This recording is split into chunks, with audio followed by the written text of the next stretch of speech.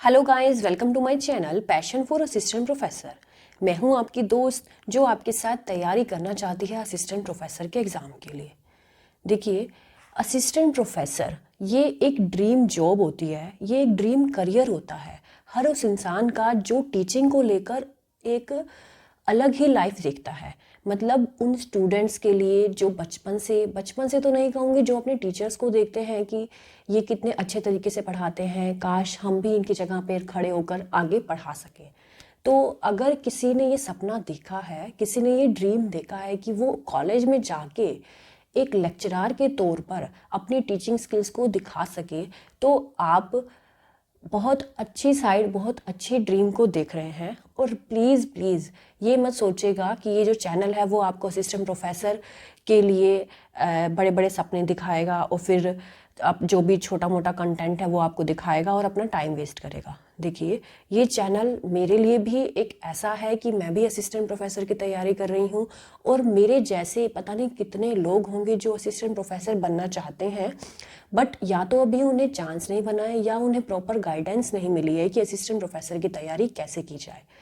बहुत लोग मैंने ऐसे देखे हैं जो असिस्टेंट प्रोफेसर की तैयारी करना स्टार्ट करते हैं और कुछ सालों बाद ही वो इस करियर में अपना नाम कमा लेते हैं। ठीक है, तो आप और हम दोनों मिलकर इस प्रोफेसर जॉब के लिए तैयारी करना स्टार्ट करेंगे। और मैंने ये वर्ड देखिए चैनल के लिए क्या यूज़ किया है, पैशन। पैशन का मतलब ये कि जो असिस्टेंट प्रोफेसर है, जो टीचिंग करियर है, कईयों के लिए वो सिर्फ एक करियर ही रह जाता है, लेकिन बहुत लोगों के लिए वो एक पैशन है। पैशन का मतलब वो ये बनना चाहते हैं। कुछ लोग जो है पैसा, कुछ लोग जो है करियर इस तरीके से कमाना चाहते हैं कि वो अपनी लाइफ को जीना चाहते हैं। मतलब पैशन का मतलब आपका पैशन किसी भी चीज़ में हो सकता है और ये चैनल उन लोगों के लिए है जिनका टीचिंग को लेकर पैशन है। मतलब जो टीचिंग में अपना करियर ढूंढते हैं, टीचिंग में अपनी लाइफ ढूंढते हैं। क्योंकि टीचिंग देखो, जिसका जो पैशन होगा ना, अगर वो इस लाइन को सुन रहे होंगे ना, उन्हें लग रहा होगा कि मैं बिल्कुल सही बोल रही हूँ। जो टीचिंग में अपना करियर देखते हैं, आपने पढ़ाया तो होगा, पढ़ाते पढ़ाते क्या आपको कभी लगता है कि आप कोई काम कर रहे हैं? नहीं ना। मैं खुद का अपना पर्सनल एक्सपीरियंस बताऊँ ना, मुझे पढ़ाते पढ़ाते कभी ऐसा फील ही नहीं होता कि मैं कुछ काम कर रही हूँ या मैं पैसे कमाने के लिए पढ़ा रही हूँ। मुझे ऐसे लगता है कि मैं सिर्फ बातें कर रही हूँ, जो अपने अंदर नॉलेज है वो मैं शेयर कर रही हूँ। यही तो होता है पैशन, टीचिंग का पैशन। मतलब हमें फील ही नहीं होता कि हम काम कर रहे हैं। ठीक है, ये तो हुई कुछ बातें। अब देखिए, अब हम असिस्टेंट प्रोफेसर बनना चाहते हैं, गवर्नमेंट फील्ड में हम असिस्टेंट प्रोफेसर का नाम लगाना चाहते हैं, अपने नाम के साथ असिस्टेंट प्रोफेसर जोड़ना चाहते हैं कि मैं इस कॉलेज में असिस्टेंट प्रोफेसर हूँ या मैं इस यूनिवर्सिटी में असिस्टेंट प्रोफेसर हूँ। तो उसके लिए प्रॉपर गाइडेंस चाहिए होती है। ठीक है, तो मैं आपको सब कुछ बताऊंगी। और ये चैनल जो है मैंने बनाया है खुद की तैयारी के लिए भी, और मेरे जैसे बहुत सारे मेरे दोस्त जो इस फील्ड में अपना करियर बनाना चाहते हैं उन सब के लिए। ठीक है, तो देखिए, मैंने सबसे पहले कुछ पॉइंट्स लिखे हैं जिससे आपको मोटिवेशन मिले कि अगर आप आज से भी तैयारी करना स्टार्ट करते हैं तो अभी अब देर नहीं हुई है। ठीक है, तो पहला पॉइंट मैंने लिखा है टीचिंग स्किल। अगर आपके अंदर थोड़ी सी भी टीचिंग स्किल है, कि अगर आपको ऐसा लगता है कि आपका पढ़ाया हुआ, आपका समझाया हुआ किसी एक को भी समझ में आता है, तो आप असिस्टेंट प्रोफेसर बन सकते हैं। अगर आप अपनी लाइफ इंजॉय करना चाहते हैं, अगर आप एलिजिबल हैं, अगर आप स्टेटस जो है वो टीचिंग करियर में बनाना चाहते हैं, टीचिंग एक असिस्टेंट प्रोफेसर का स्टेटस लेना चाहते हैं, या फिर आपके अंदर पैशन है टीचिंग को लेकर, आपके अंदर टैलेंट है पढ़ाने का, तो ये चैनल जो है आप थोड़े दिन ज़रूर फॉलो करके देखिएगा। अगर आपको अच्छा ना लगे तो आप जा सकते हैं। ठीक है, नेक्स्ट देखिए, मैंने लिखा है बेसिक एलिजिबिलिटी। देखो, असिस्टेंट प्रोफेसर का ख्वाब हमने देखा, उसके लिए एलिजिबिलिटी मैं आपको बेसिक एलिजिबिलिटी बता रही हूँ कि +2 करी, ग्रेजुएशन करी, जो भी स्ट्रीम है आपका, पोस्ट ग्रेजुएशन करी उसी स्ट्रीम में, देन आपने एक कॉमन टेस्ट होता है, नेशनल एलिजिबिलिटी टेस्ट, नेट का एग्ज़ाम होता है, JRF होता है, तो वो क्लियर करना है। ठीक है, ये तो है बेसिक रिक्वायरमेंट। अब आपको जो है ग्रेजुएशन जो है वो सब कर लेते हैं, ग्रेजुएशन करना सब कर लेते हैं, पोस्ट ग्रेजुएशन कर लेते हैं, NTA नेट की तैयारी करना स्टार्ट करते हैं लोग। बट कई लोगों को अच्छी गाइडेंस नहीं मिल पाती तो वो 1 साल करते हैं, 2 साल करते हैं, साल में 2 बार पेपर होता है, करेंगे। बट अगर क्वालिफाई नहीं होता तो कुछ डीमोटिवेट होकर अपना स्ट्रीम ही चेंज कर लेते हैं। ठीक है, आपको ये लगता है कि अगर हमारे लिए स्ट्रीम नहीं है तो हम दूसरी साइड चूज़ कर लेते हैं, अदर कॉम्पिटिटिव एग्ज़ाम की तैयारी कर लेते हैं। बट अगर आपके अंदर वो पैशन है ना, अगर आप अपना पैशन जो है टीचिंग करियर को लेकर बनाकर रखते हैं, अभी तक ज़िंदा है वो पैशन, तो मैं ज़रूर कहूँगी कि प्लीज़ अपने पैशन को मारिएगा मत। बेशक आप दूसरी फील्ड में अपना जॉब करना स्टार्ट कर चुके हैं तो भी कोई देर नहीं हुई है, आप अभी भी असिस्टेंट प्रोफेसर बन सकते हैं, आप अभी भी NTA नेट की प्रिपरेशन कर सकते हैं। ठीक है, और अब हम बात करते हैं कि देखो कुछ क्वेश्चन मैंने लिखे हैं, क्या NTA नेट कॉमर्स और असिस्टेंट प्रोफेसर का सिलेबस सेम होता है? क्या हम असिस्टेंट प्रोफेसर बन सकते हैं? और हमें कितना टाइम लगेगा असिस्टेंट प्रोफेसर बनने के लिए? क्या हमें किसी कोचिंग की ज़रूरत है? इन सारे सवालों का जवाब देखो मैं एक ही लाइन में दूंगी। अगर आपने NTA नेट कॉमर्स का एग्ज़ाम क्लियर करा हुआ है, ठीक है, तो असिस्टेंट प्रोफेसर का सिलेबस उससे कुछ ज़्यादा अलग नहीं है। मैं तो कहूँगी NTA नेट के मुकाबले अगर आप असिस्टेंट प्रोफेसर का कोई भी किसी भी स्टेट का एग्ज़ाम देते हैं तो उसके मुकाबले सिलेबस बहुत कम आता है। मैंने खुद एक्सपीरियंस किया हुआ है।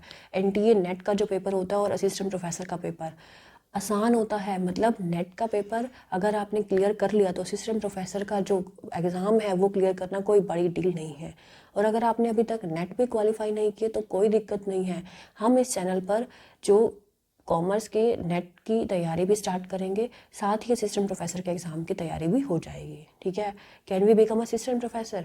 अपने आप से पूछ के देखिए, अगर आपके अंदर वो पैशन है, अगर आपके अंदर वो जुनून है, अगर आपके अंदर थोड़ी सी भी इच्छा है ना असिस्टेंट प्रोफेसर बनने के लिए, तो मैं कहती हूँ कि आप आज भी अगर डिसाइड करेंगे ना कि मुझे अपने पैशन वाली जॉब चाहिए तो मिल सकती है। बट अपने आप को रोज़ याद दिलाना होगा कि मुझे ये जॉब पे जाना है, मुझे यही जॉब करनी है। ठीक है, हाउ मच टाइम, अब कितना टाइम लगेगा? अगर आप कंसिस्टेंसी बना के रखेंगे और अगर आपके स्टेट की वैकेंसी निकलती है और आपके अंदर वो पैशन है तो आप ज़रूर बन सकते हैं। Do we need any coaching? Coaching की देखो, अगर आप सेल्फ स्टडी कर सकते हैं, अगर आपके पास सिलेबस है, अगर आपके पास प्रॉपर गाइडेंस है और अगर आपके पास इतना टाइम नहीं है कि आप स्पेशल पर्टिकुलर कोचिंग को ज्वाइन करें, तो कोई ज़रूरत नहीं है कोचिंग ज्वाइन करने की। आप एक बात बताइए, अगर आपने +2 में कॉमर्स स्ट्रीम लिया है, देन आपने BCom करी है, देन आपने MCom किया है, क्या कोई भी सब्जेक्ट ऐसा है जो NTA नेट में इन सब से अलग हो? ठीक है, मैं आगे देखो सिलेबस दिखाती हूँ आपको। पैशन एंड कंसिस्टेंसी की बात मैंने करी ना, सिलेबस देखो मैं बता रही हूँ आपको। ये जो है ना 10 सब्जेक्ट होते हैं हमारे कॉमर्स में NTA नेट एग्ज़ाम में, और यही एग्ज़ाम का सिलेबस होता है हमारा असिस्टेंट प्रोफेसर की जब वैकेंसी निकलती है, सेम एक पर सिलेबस होता है। ठीक है, अब ये सब्जेक्ट पढ़ो। पहला सब्जेक्ट मैंने लिखा business environment and international business, ये हमारा BCom में आता है। अकाउंटिंग एंड ऑडिटिंग आता है, बिजनेस फाइनेंस है, बिजनेस स्टैट है, बिजनेस मैनेजमेंट है, HRM है, बैंकिंग एंड फाइनेंशियल इंस्टीट्यूशन है, मार्केटिंग मैनेजमेंट है, लीगल एस्पेक्ट्स ऑफ बिजनेस है, income tax and corporate tax planning है और बिजनेस इकोनॉमिक्स है। बताओ ऐसा कौन सा सब्जेक्ट है जो आपने नाम तक नहीं सुना होगा? इन सब सब्जेक्ट्स के नाम हमने सुने हैं और हम इन सब के पेपर क्लियर करके आए हैं, तभी तो हमने BCom क्वालिफाई करी, MCom की डिग्री है हमारे पास। ऐसे नहीं है। और फिर हम अगर ये कहेंगे ना कि हमें नेट की तैयारी के लिए कोचिंग चाहिए या हमें असिस्टेंट प्रोफेसर का एग्ज़ाम क्लियर करना मुश्किल लग रहा है, अरे भाई 5 साल हम पढ़कर आए हैं, ये ग्रेजुएशन पोस्ट ग्रेजुएशन 5 क्या 7 साल, हमने +2 में भी तो अकाउंट्स और बिजनेस किया है। तो अगर हम इन 7 सालों को पढ़ने के बाद भी अगर उन सिलेबस को देखते हैं कि हमें ये नहीं होता था या हमसे ये नहीं होगा, तो देखो फिर वो पैशन वाली बात नहीं है आपके अंदर। मैं आपकी दोस्त हूँ, मैं आपको ये बताना चाहती हूँ कि ये सिलेबस करना कोई बड़ी डील नहीं है। अगर हम आज भी अगर एक एक सब्जेक्ट को उठा के अगर इन मटेरियल को अच्छे से प्रिपेयर कर लेंगे, तो बताइए कौन सा एग्ज़ाम, कौन सा ऐसा क्वेश्चन होगा जो हमें समझ में नहीं आएगा? हमें कंसेप्ट ही तो क्लियर करने हैं। और ये सब्जेक्ट और ये सिलेबस किस लिए है? ताकि कल की डेट में जब हम लेक्चर स्टैंड पर खड़े हों और हमारे सामने बहुत सारे बच्चे बैठे होंगे, तब हमें ये फील ना हो कि हमसे कोई बच्चा ऐसा क्वेश्चन पूछ ले और हमें नहीं आता। तब हमें कंसेप्चुअल नॉलेज होगी, तभी तो हम अपने स्टूडेंट्स को दे पाएंगे। और वो सुकून मिलता है जब हमसे कोई क्वेश्चन पूछे इस सब्जेक्ट से रिलेटेड और हमें ये हो कि हमें ये आता है और हम उसका कंसेप्ट क्लियर कर देते हैं, तो वो जो सेटिस्फेक्शन वाली फेस होती है ना स्टूडेंट की, वो हमारे दिल को सुकून देती है। इसी को बोलते हैं पैशन। ठीक है, आई डोंट नो कि आपको ये मेरी बातें कैसी लग रही होंगी, बट मैं जो भी कह रही हूँ मैं अपने पैशन को देखते हुए ही बोल रही हूँ। ठीक है, तो तो एंड में मैं बस यही कहूँगी कि लेट्स स्टार्ट फ्रॉम टुडे, कि अगर हम आज से भी पढ़ना स्टार्ट करते हैं, अगर हम आज से भी अपने पैशन को अपने टीचिंग के करियर को लेकर सीरियस होते हैं, और इस तरीके से कि हम पढ़ते पढ़ते भी इंजॉय करेंगे, हम सीखेंगे कि हमें आने वाले टाइम में हमें अपने स्टूडेंट्स के साथ अपनी नॉलेज शेयर करनी है।